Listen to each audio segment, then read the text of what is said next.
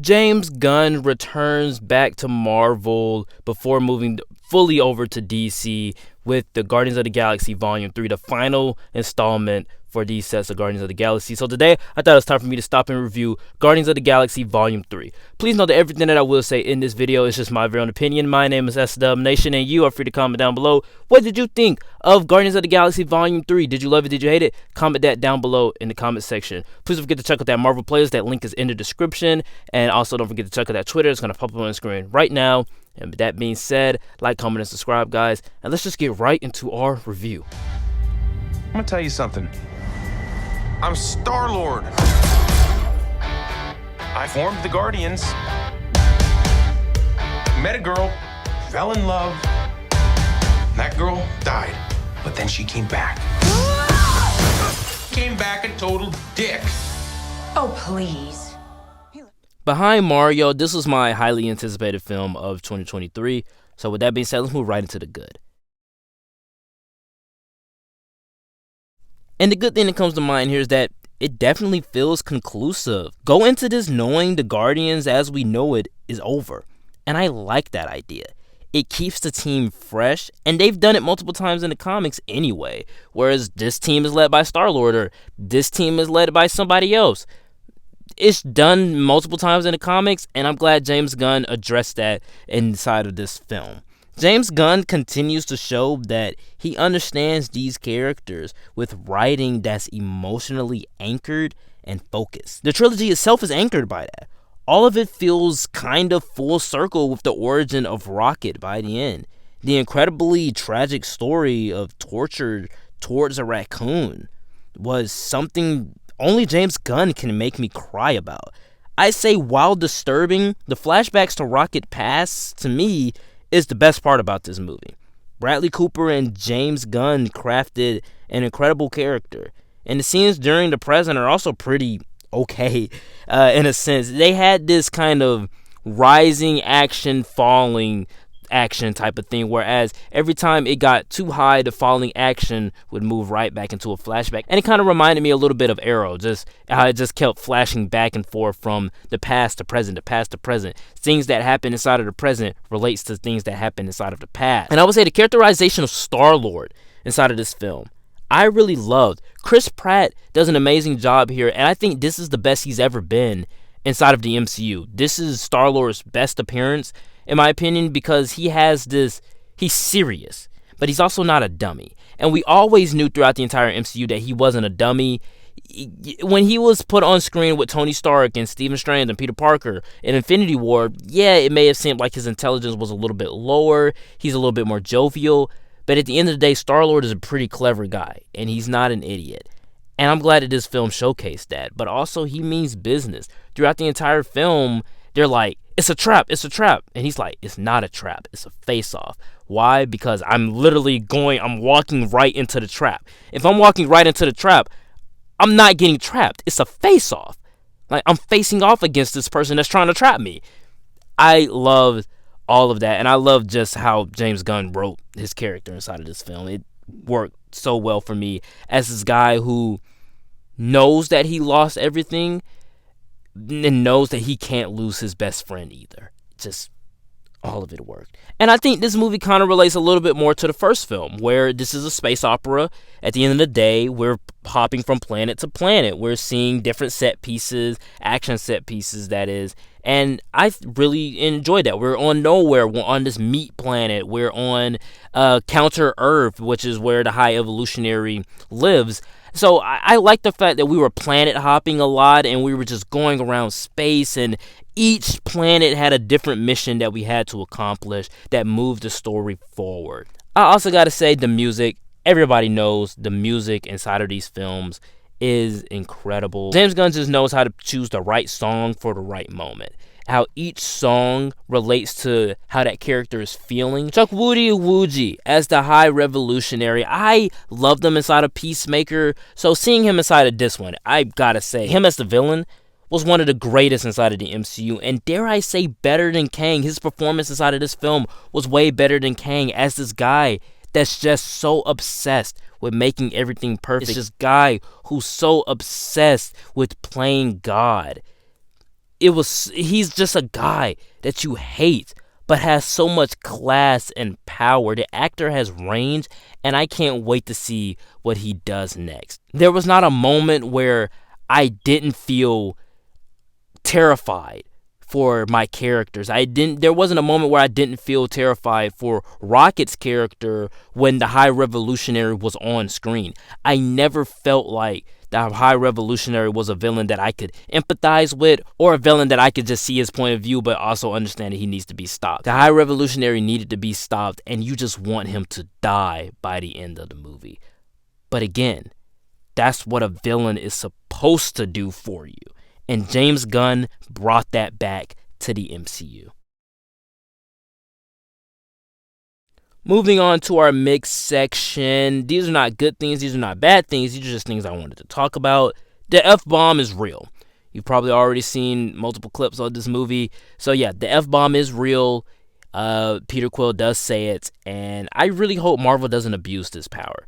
The idea that we get one F-bomb inside of a Marvel movie, or MCU movie that is, I think works fine for me. You know, you can use a lot of F-bombs inside of Deadpool 3, but, you know, maybe have one slip out inside of Blade. You know, maybe have one slip out in another Avengers film, you know. Just, I really hope they don't abuse his power now, since we know that they can say this. Friends and family cameo palooza.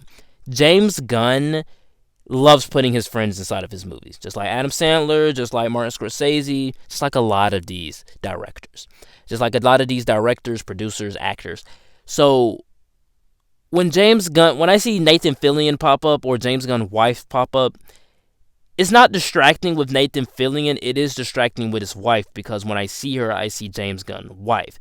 Yes, I do see Harcourt from Peacemaker and the Suicide Squad, but at that time, she wasn't known as James Gunn's wife. She's now in almost everything. Shazam, Black Adam, and now Guardians of the Galaxy Volume 3. James Gunn just loves putting his friends and family in there, and unfortunately, when I'm watching the movie, all I can see is James Gunn's friends and families just in his movies. Michael Rooker's in it. Even Danielle Monek from... I botched that name. From the Suicide Squad, Ratcatcher 2, even she's in this film. Just a lot of his friends are in this, and Pete Davidson is in this film, and his face is not in it, but I know Pete Davidson is in the film. Just, that's something that James Gunn has to stop very soon, because it's just getting awkward at this point. And my final mixed topic here is, it just doesn't connect to the greater scheme of the MCU, so don't be expecting any big, huge surprises in the post-credit scenes, because it doesn't connect to the rest of the MCU. It's a singular story, telling the story, the last adventure of the Guardians, the last ride of the Guardians of the Galaxy as we know it, this team as we know it. So don't go in expecting a big connection to the MCU, because you're just not going to get it. And are bad. Now, when I first walked out of this movie, this is what I wrote down. It felt conclusive, but it might have been my least favorite of the trilogy. And that's mainly because them as a family, I like them more as a family in Guardians 2 and Infinity War. I felt like they bickered better as a family then, and they also had better chemistry as a family then. They yelled at each other a lot more here, and yeah, families yell, I understand that, but they yelled more times than they did before. And, you know, a lot of people, like I said, will write that off as, well, families always yell. Yeah, I get that, but not like this. Not like this. And they yell a lot to each other. Drax, for instance, is called dumb inside of this film. Drax can't do this. Drax can't understand because he's stupid. And that really bothered me, you know, because this is Drax the Destroyer. Well, that's how he was introduced. He was introduced as Drax the Destroyer. That's not how he ends this film off. And I probably should have put this in mix, because I have the different opinions on Drax's role inside of this film, based on watching other people's reviews or hearing other people's opinions after I saw this movie. Because after I saw this movie, I wrote down this script, and I thought Drax was a really bad part for me, because they treated him like he was a dummy. And it even got to the point where Mantis was saying, he can't understand this because he's stupid. But I also forgot the line that she said after that, whereas he's the only one on this team that doesn't hate himself. That's not a spoiler. That's just a minor thing inside of the film. So I gotta say, the way that they treated Drax inside of this film, because they called him stupid in this film, but in the first movie, he's Drax the Destroyer. People fear him. But in the second movie, you can see that he's a little bit more jovial, and he jokes a lot more because of the fact that he still has that pain of losing his daughter and wife. And we can see that through Mantis. Mantis experienced that pain because she touched him. So when you get inside of this movie, where they're like, well, Drax can't understand this because he's stupid, and Drax is constantly the comic relief character, well, it kind of pissed me off until I understood what his role was inside the rest of the trilogy and what he was always meant to be. Like I said, when I walked out, I said it might have been my least favorite of the trilogy. I was turned off by the animal cruelty. There's a lot of it in here. Child slavery, there's a lot of it in there. And seeing a man yell at Baby Rocket and torture such nice critters is just disturbing. When I have a pet at home, I had to come home to my pet running at me, just wiggling all around. I love my dog. And when you have a pet and you see that, it's disturbing. Now, without all of that, could this movie be in the conversation of the best since Endgame? Yes, but unfortunately, that turned me off. In conclusion, Guardians of the Galaxy Volume 3 is a conclusion. To me, was it satisfying? No, but that was my opinion when I first walked out of the film. Now, hearing other people's opinions and reviews, I gotta say, it is a pretty satisfying conclusion, I will admit. But James Gunn crafts an emotional story, while also having something to say in the end. He knows these characters best, and was able to do the story that best served them. Rocket's backstory was incredible, but will turn off animal lovers like myself. Guardians of the Galaxy Volume 3 is an 8.9 out of 10, and I would definitely say it's a B+, and it's really good. It's a satisfying conclusion to D's set of Guardians. Very conclusive. Alright guys, that is it for the review. Please note that everything that I did say in this video was just my very own opinion, and you're free to comment down below. What did you think of the Guardians of the Galaxy Volume 3? Like, comment, and subscribe. Please don't forget to check out that Twitter. That's going to pop up on screen right now, and also that Marvel playlist. That link is in the description. And come back in the near future for Guardians of the Galaxy movies ranked and some other content that I have coming on the way. Hopefully I can get all of that done and not procrastinate like I have been for the past 5 months. And with all that being said, I'll see you all next time. Peace.